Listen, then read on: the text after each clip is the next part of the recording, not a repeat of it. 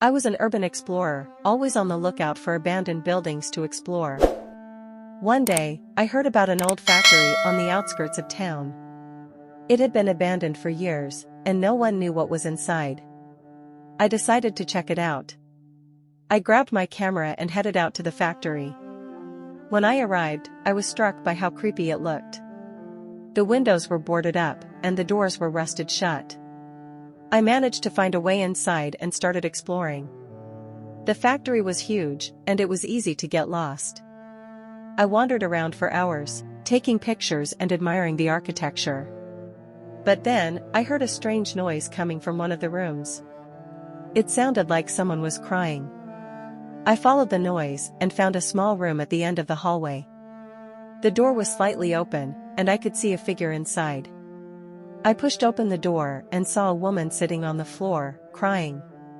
She was wearing a dirty dress, and her hair was matted. She looked up at me, and I could see that she was terrified. I asked her if she was okay, but she didn't answer. She just kept crying. I tried to comfort her, but she wouldn't stop. I was starting to get scared. That's when I heard another noise. It sounded like someone was walking down the hallway. I turned around and saw a man standing there. He was wearing a mask and he was holding a knife. I tried to run, but he caught me. He dragged me into another room and tied me up. I was trapped. The man started talking to me, telling me about how he had been living in the factory for years. He said that he had been abandoned by society and that he was just trying to survive. I was terrified. I didn't know what he was going to do to me. But then, something strange happened. The woman I had seen earlier appeared in the room. She was holding a piece of metal, and she attacked the man. I managed to free myself and ran out of the factory.